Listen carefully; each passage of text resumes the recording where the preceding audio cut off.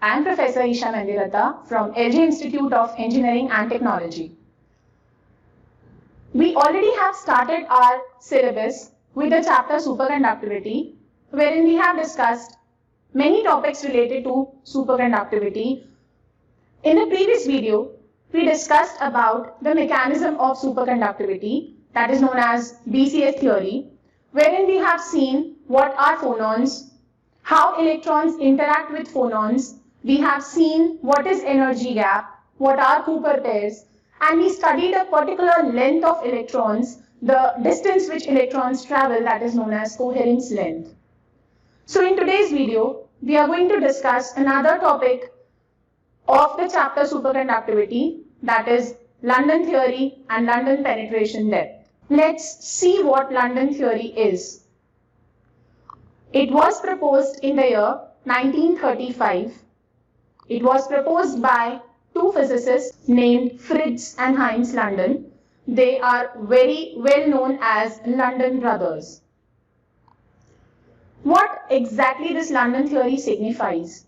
So it describes Meissner effect and zero resistivity. How does it do that? What exactly they used to describe these two effects? They used Maxwell's equation related to electromagnetism. Let's see what London theory is. But before I actually discuss, I would just like to discuss the property of Meissner effect for superconductors. This is a topic we discussed in the video Properties of Superconductors. Now what exactly Meissner effect is? Meissner effect is known as the diamagnetic property of a superconductor. What do you mean by diamagnetic property? Diamagnetic property of a superconductor is a property which repels magnetic field lines through a superconductor. That means if you apply magnetic field to a superconductor, it will not allow it to penetrate. What happens? The magnetic field lines are repelled from the superconductor. Why? Why does that happen? It happens because the internal currents which are induced will create a self-magnetic field that opposes the applied field. So we derived an equation also which proves this. We derived that magnetic susceptibility, that is the ratio of m by h, chi m is equals to -1. Now let's see, according to Meissner effect, magnetic field lines do not penetrate a superconductor, as I just mentioned. But according to this statement, what does this statement imply? This implies that if you are applying magnetic field to a superconductor, on the surface of the superconductor there will be expulsion. That means there is a sudden change. But practically or experimentally when it was done, it was seen that the magnetic field lines, there is no abrupt change at the surface. Experimentally it was not possible. And hence, London brothers predicted that the magnetic field lines enter in a superconductor and then they exponentially decay. They exponentially decay because of the self-induced magnetic field. This self-induced magnetic field is created by the supercurrents. So particularly if you discuss the London theory, it states that magnetic field lines definitely penetrate the superconductor and then they exponentially decay. Let's see how this happens. Suppose we consider inside of a superconductor. So this white colored square indicates the interior portion of a superconductor. We indicate the distance as x. So within the surface, inside the surface, we are treating the distance to be x. Suppose we see there is an applied field BA to a superconductor. See what happens when applied field enters the superconductor. It is going to exponentially decay. So this distance where your field lines completely decay is known as lambda L. It is called the London penetration depth. You can also say penetration depth. Now this exact point where the exponential decay starts, which is indicated by the green dot here, you can say the strength of magnetic field at this point is 1 upon E times the applied field. So here we have the equation B is equals to 1 upon E BA. This means, according to the graph, I can say the strength of the exponentially reduced magnetic field can be given as B inside, that is the strength of magnetic field inside the superconductor. It is equals to BA, that is the applied field, into e raised to minus x upon lambda L, where x is the distance inside the superconductor and lambda L is the distance where exactly your field becomes E times the value.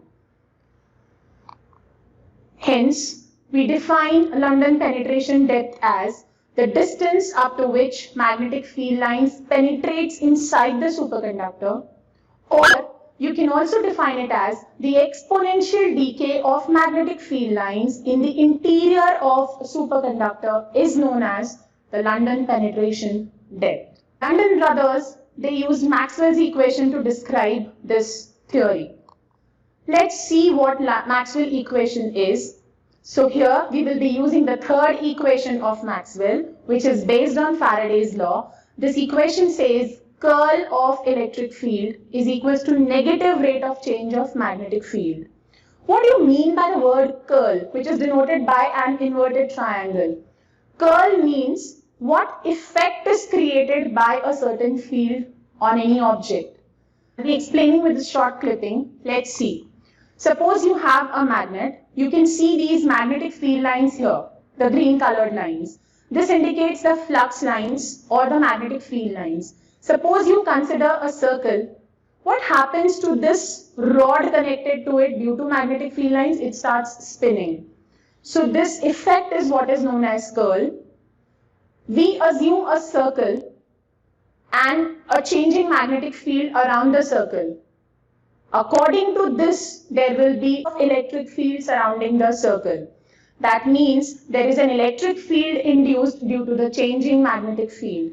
The negative sign here is because of the difference in direction. Let's discuss one more equation of Maxwell, that is the fourth equation which he proposed. Curl of B is equals to current density. It's a summation of J vector and change in electric field. Now this equation is based on Ampere's law. It says that curl of B is equal to the summation of current density plus change in electric field. Let's see how. Suppose you assume a rod through which current is flowing, so there will be a self-induced magnetic field surrounding the rod. Now suppose we consider a sort of capacitor connected and an alternating current, so there will be an alternating electric field. Now this alternating electric field also gives rise to a magnetic field. So if you consider the rod, you can see uniformly a magnetic field is induced inside a rod. So this was a brief of Maxwell's equation. Now let us move on to London equations. Suppose we apply a magnetic field to a superconductor. This magnetic field will be a function of time. So it's a time changing magnetic field. So this time varying magnetic field will give rise to an electric field because there will be supercurrents induced. According to Maxwell's equation, we can say that this self-induced electric field, that is curl of E, is equals to minus 1 upon C dB by dt. Or you say that curl of electric field is equal to negative rate of change of magnetic field. Suppose we consider that there are superconducting carriers, because in a superconductor it is always the flow of Cooper pairs. So we consider the mass of those superconducting carriers as m and charge as E. So suppose there is an electric field induced.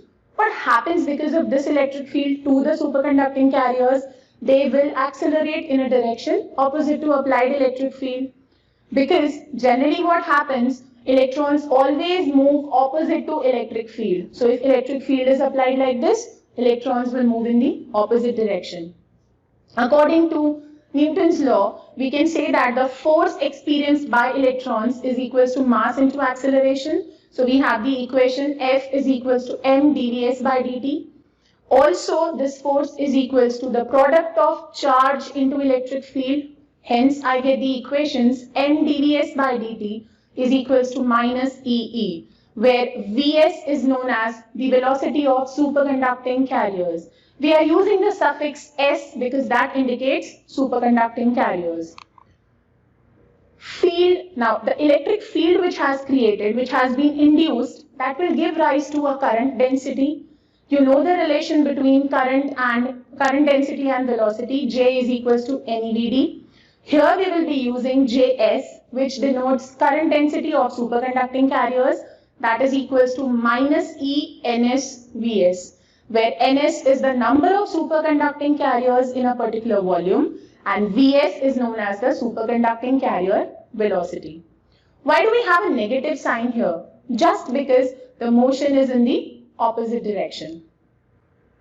Now if you compare these two equations, we get dJs by dt, that is the rate of change of this current density, is equals to NSE square E by N. This particular equation is known as the London's first equation. Now what did they do after this step? They took a curl on both the sides. So taking a curl, I just mentioned what is curl. Curl is known as what the effect and a field has created inside a particular material. So here, by taking the curl, what do we do is we just take the constant terms on the LHS. So we get the equation m upon NSE square into bracket we have curl of dJs by dt, that is equals to curl of E. But from the Maxwell's equation, we know that curl of E is equals to negative rate of change of magnetic field. So substituting this, we get the equation as mc upon NSE square curl of dJs by dt plus dB by dt, that is the rate of change of magnetic field, should be equal to 0. In this equation, you can see there are two time derivative terms. There are two terms which change according to time. So exactly they were defining what Meissner effect is. What did they do? They removed the time derivative term. So this equation 4 now becomes mc upon NSE square curl of Js plus B is equals to 0. This particular equation is known as the London's second equation. Now this time derivative term was just removed so that they could achieve Meissner effect, because their theory was actually defining Meissner effect only. Now according to Maxwell's second equation, we can define the supercurrent density by this equation Js is equals to C upon 4 pi curl of B, that is curl of magnetic field.